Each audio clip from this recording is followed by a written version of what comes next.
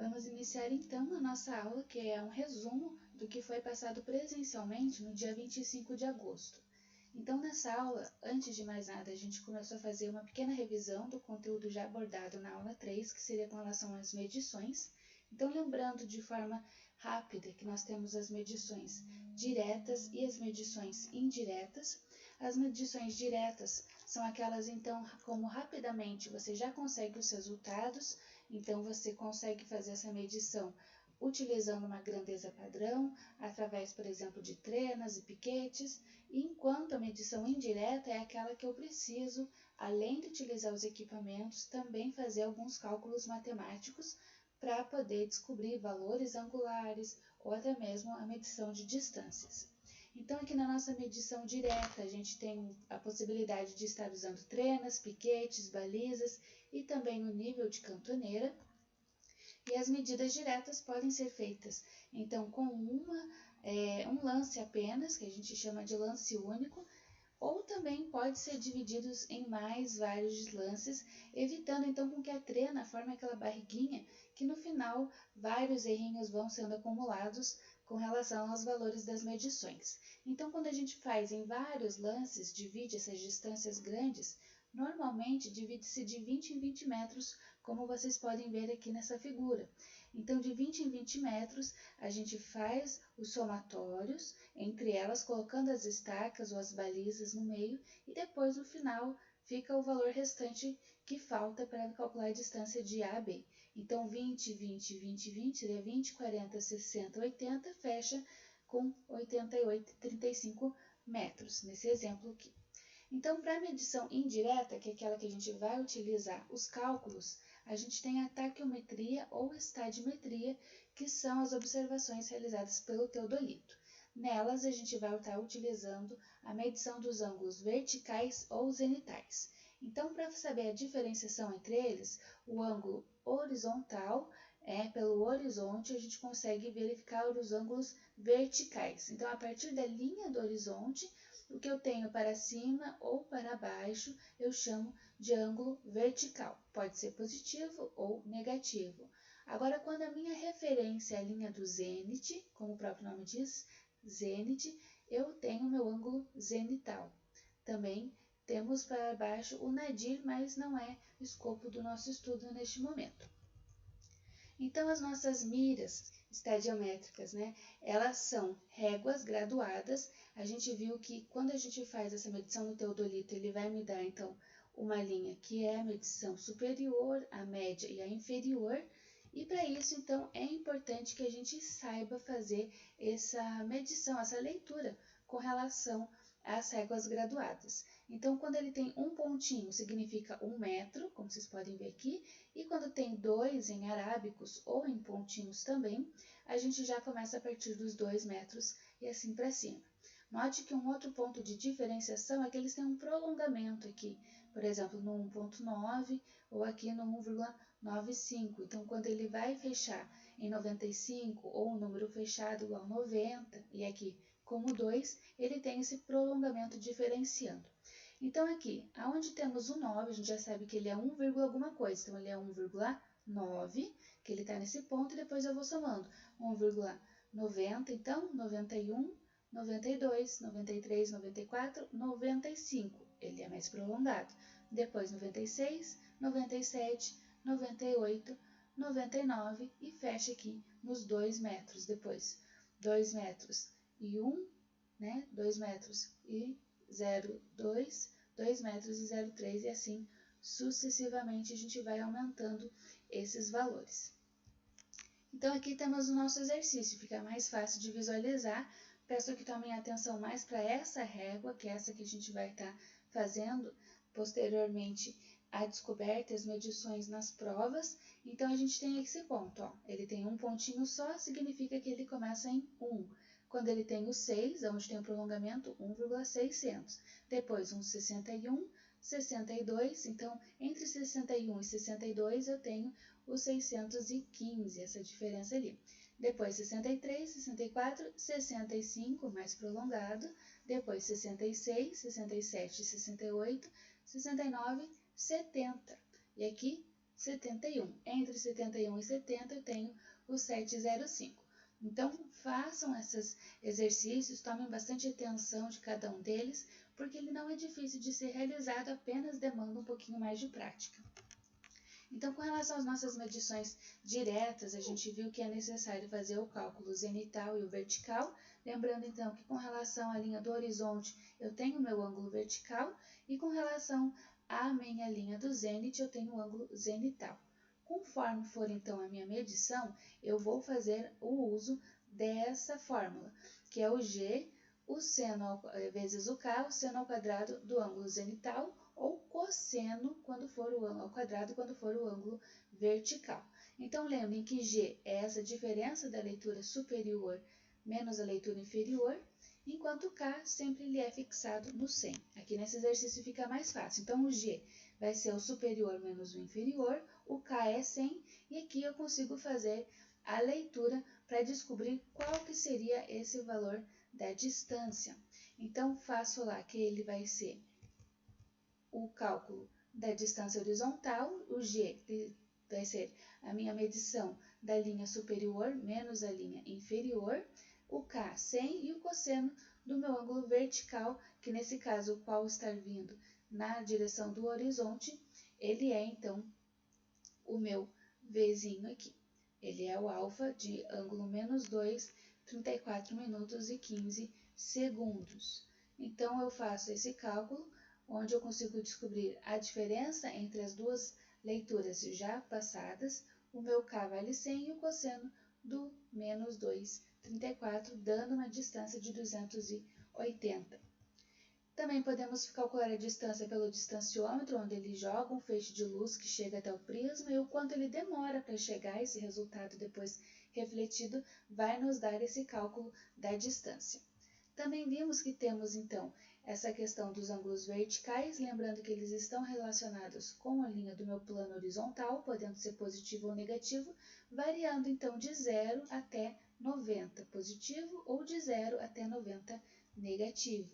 Lembre que a variação entre a soma do zenital e o vertical tem que ser 90.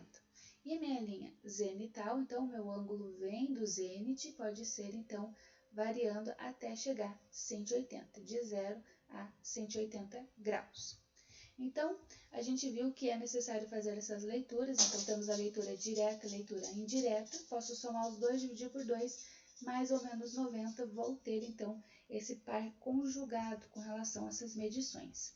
E se eu faço várias repetições, como que eu devo fazer esse cálculo? Então aqui no exercício fica um pouquinho mais fácil. No comecinho da flecha, ela é minha leitura inicial, então eu fiz uma medição, duas medições, 3 medições. Na fórmula, o x é um giro completo, então ele sempre vai ser 1 nesse caso. O n é o número de medições que eu fiz, 3, 1, 2, 3. Comecei no 358, então é a minha leitura inicial, e terminei aqui no finalzinho da flecha em 110 graus. Então, eu faço essa diferença entre eles, que deu menos 247 graus 39 minutos, somo com 360, divido por 3 medições e descubro esse meu valor de alfa, que vale 37 graus. Então, notem que não tem muita diferenciação, muita dificuldade, é apenas a aplicação da fórmula, né? Então, a gente também pode estar recorrendo a leituras então, de erros que podem acontecer através das medições dos zênites. Então, a gente tem aqui, por exemplo, da leitura direta me deu 88 graus, 56 minutos e 54 segundos. A minha leitura indireta do zênite, 271, 5 minutos e 6 segundos. Eu faço a utilização da fórmula, colocando cada um dos valores ali, tem o valor do zênite.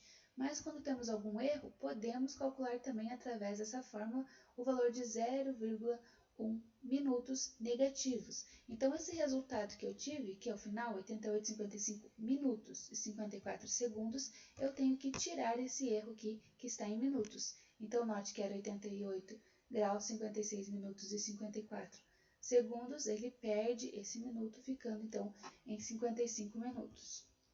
Tá bom?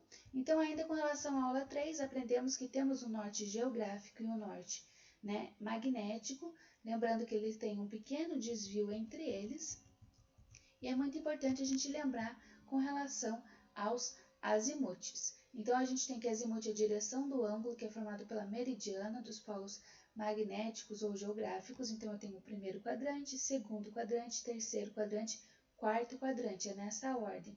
É importante lembrar, então, que partindo do norte ele varia aqui em 360 graus e o rumo seria o menor ângulo formado pela linha da meridiana e o alinhamento norte e sul, então variando de 0 a 90. Então, pode ser de 0 a 90 positivo ou de 0 a 90 negativo. Note que quando a gente vai falar do rumo, sempre vai estar do ladinho dele as letras especificando, por exemplo, se é NE Nordeste, SE Sudeste, se é Sudoeste ou se é Noroeste, por exemplo. Então, todos eles têm essa variação, essa complementação dos seus valores. Para a gente poder fazer a conversão de rumos em azimuth, então a gente tem os valores, é só fazer então o uso desse formulário, onde eu tenho que o rumo vai ser 180 menos o azimuth no segundo quadrante. Já no primeiro eles são iguais. No terceiro quadrante eu pego o azimuth e tiro 180 para descobrir o rumo, e no quarto quadrante é 360 menos o azimuth.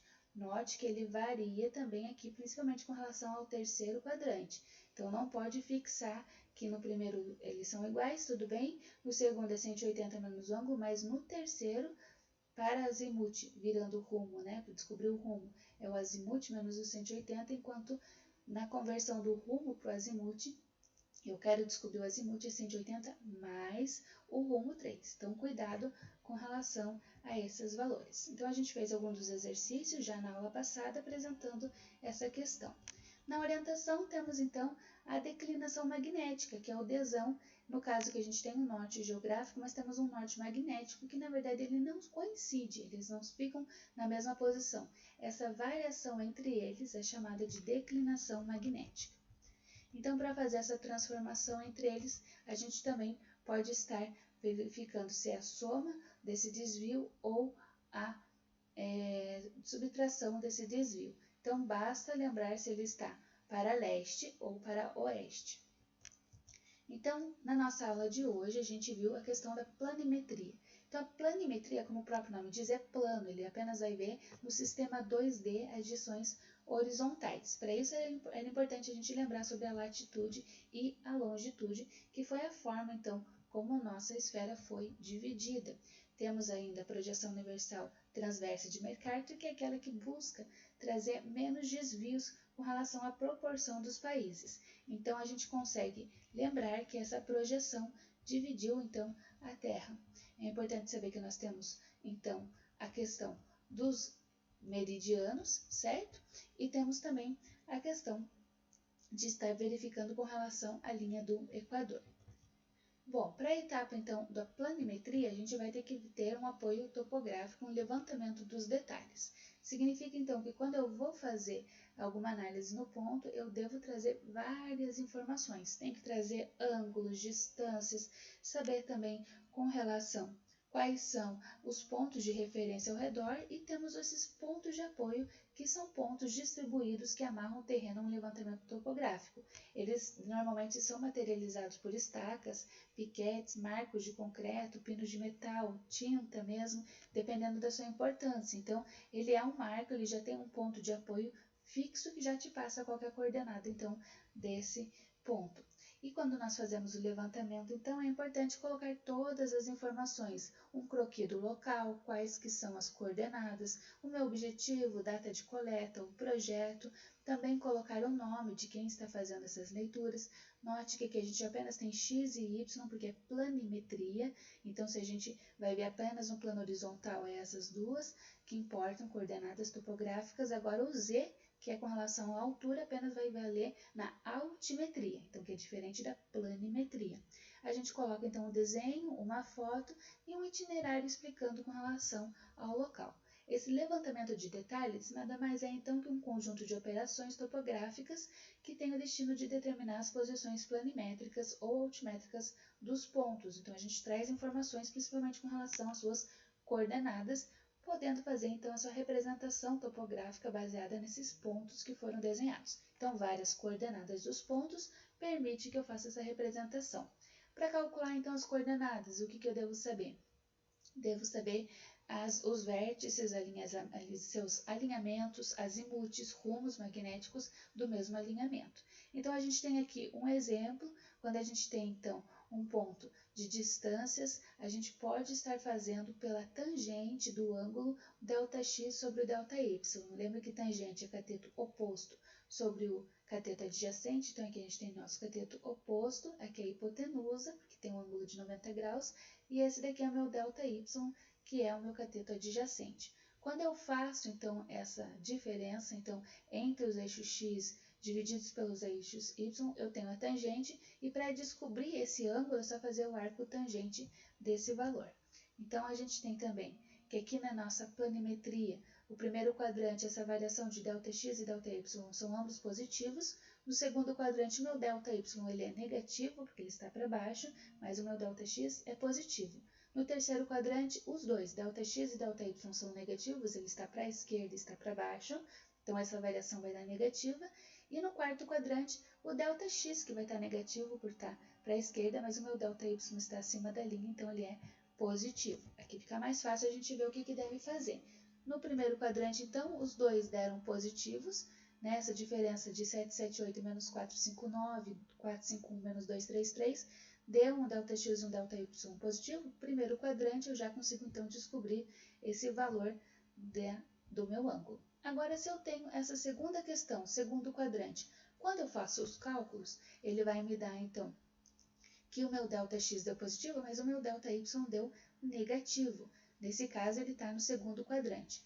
Se ele está no segundo quadrante, eu devo fazer cálculos adicionais, porque esse simples cálculo me dá a sua orientação no primeiro quadrante.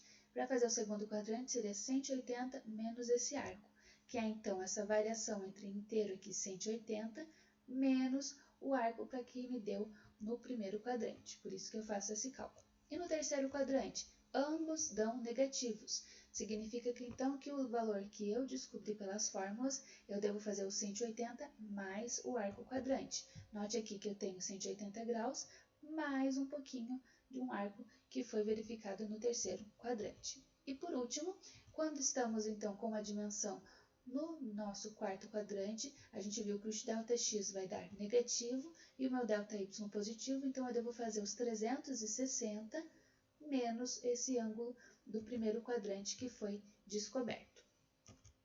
Então, podemos agora fazer algumas técnicas para o levantamento planimétrico. Um deles seria a poligonação. A gente pode, então, fazendo vários pontos sucessivamente. Alguns pontos, então, seguem uma poligonal principal da norma 13.133. Temos as poligonais secundárias ou ainda poligonal auxiliar.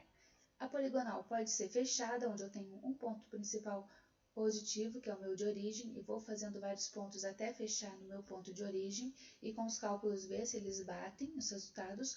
Posso fazer uma poligonal enquadrada, onde eu já sei o início e sei o final e quero descobrir esses valores intermediários. E também podemos fazer a poligonal aberta, onde apenas sei o primeiro e quero descobrir outros pontos ao longo do caminho. Eles são interessantes, né, porque podem nos fornecer medidas que podem ser utilizadas.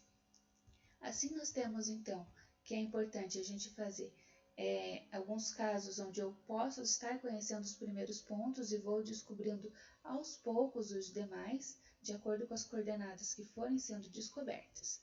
É importante que a gente anote também, dentro dessa poligonal, os seus ângulos externos e também os ângulos internos. Os internos são os que estão dentro da poligonal e os externos estão fora da minha poligonal.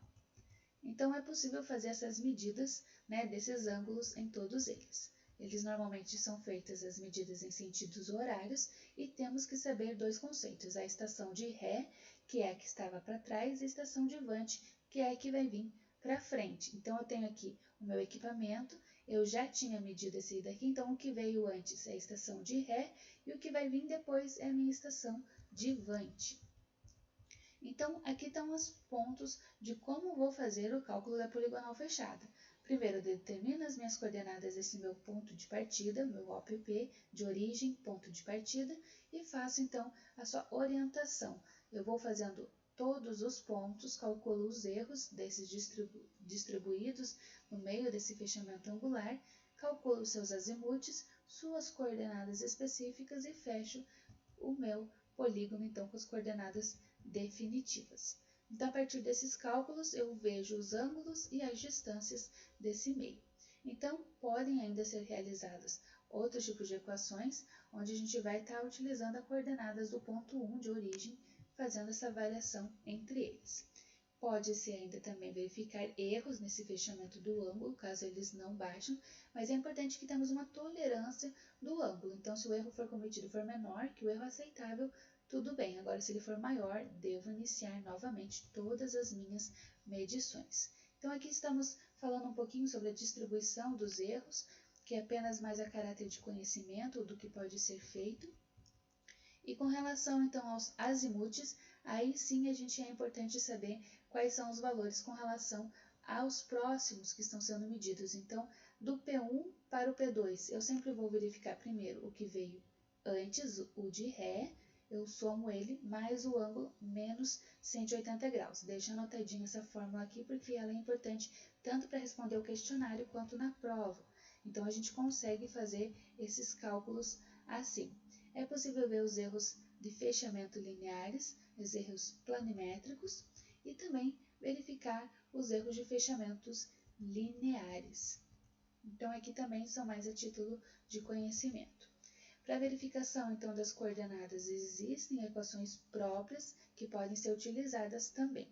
O nosso outro ponto é só para a gente trazer em conhecimento que, além dele, da poligonação, a gente pode partir para a irradiação. A irradiação nada mais é que colocar a minha estação no ponto e fazer medições em vários pontos. Vocês podem ver aqui, é como um raio solar mesmo, irradia para descobrir a distância entre um muro, a distância entre o muro na sua parte inicial, a distância entre árvores, mas é muito importante que seja elaborado então um croquis representando onde estava a sua estação e quais são os pontos que você utilizou como referência da direção.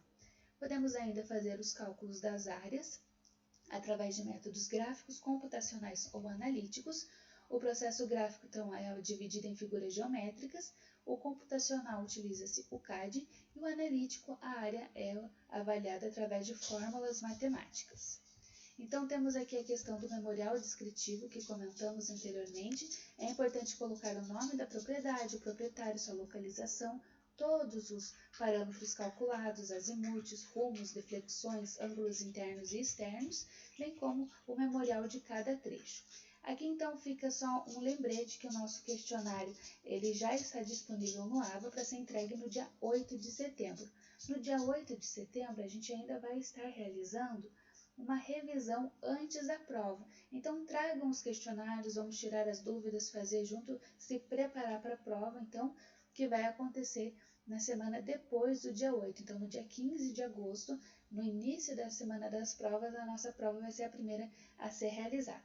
Em caso de qualquer dúvida, sigo à disposição e obrigada pela atenção de todos.